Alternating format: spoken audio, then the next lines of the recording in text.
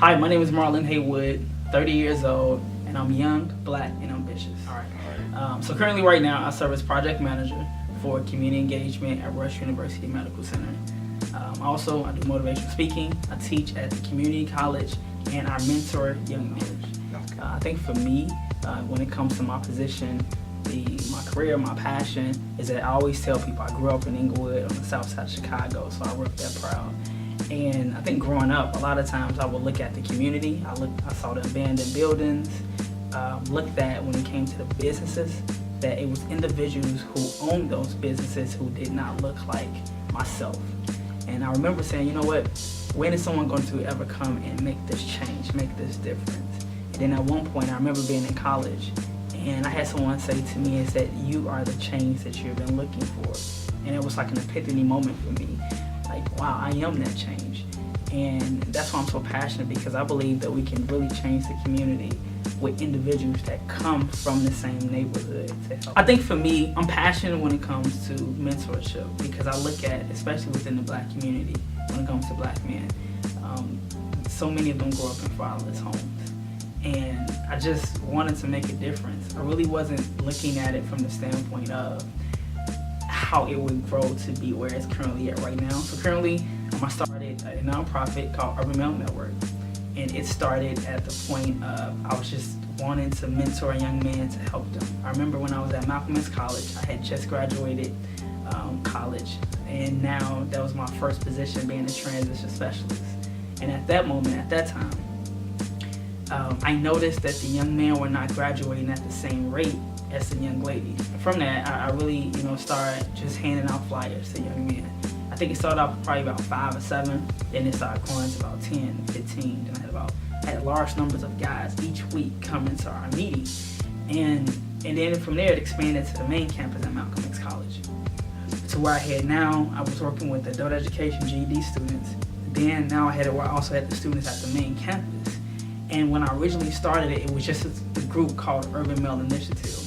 Then it grew from Urban Male Initiative to Urban Male Network, because the point of it was to be not just at Malcolm X College, or not just for the West Side Learning Center, which is what it was with the adult education department, but to then be a network to help mentor young men that's in high school, elementary school, to serve as a network for individuals who are trying to really find a positive group of brothers who they may not necessarily find within their neighborhood, or who they typically are around. And constantly, I think that you see where the black women are fighting each other. You have the men on the television show who are these fathers, but they have multiple kids.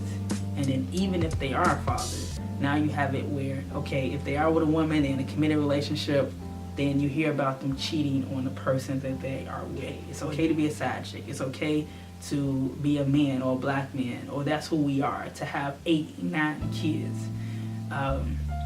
And when you see that, as far as from the aggression and always wanting to fight, and as opposed to talking things out and sitting down and being civil, the way that we're shown is not always in a positive light. I think one of the things is that we need more individuals. W.B. Du Bois wrote about the talented 10. So he said that the black elite and the educated would be those individuals who go back into the community to save the mass, to save the rest. I think you have to have it where we have to have a mixture, and right now we don't have that. When you go back into our low-income communities, typically it is it's majority female-headed households, and there's nothing. I love my black women, but I think that sometimes we have to bring back family, and we don't have that. And for a lot of individuals, they don't have a positive male role model or positive female role model that they can look at. So individuals who went to school, who are doctors and lawyers, who are accountants, who are business owners, and if we had those individuals who were in the community, I think that would really kind of help change things. For people to say, you know what, how can I aspire to be something that I've never seen, right? And so we always want to say, well, everything that's going on in our community is messed up, it's wrong.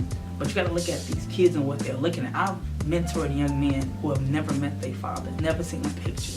So the only representation of a man that they have seen is the individuals that are on the street, that are gang members, that are drug dealers.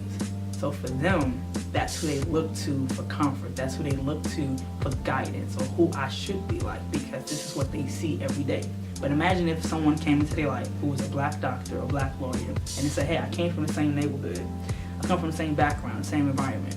My mother, maybe my father wasn't in my life, but look where I'm at today. Well, I would say that do not give up on your dreams. I think it's important that everybody has a dream. But the issue is that what has stopped you from pursuing or reaching your dream? And for many people, is it the people that you have surrounded yourself around? Is it that you was told no a few times, and so you feel as though, you know what, maybe this is not for me?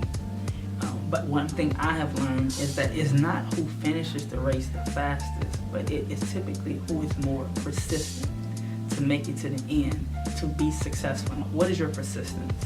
And can you endure it? Would you be willing to stick it out even when it don't work out for you? And how can you make connections to place the right people around you, so when you're weak, you're strong. They're strong. That's how I look at it. Like, that right circle, that right community is how you begin to move forward.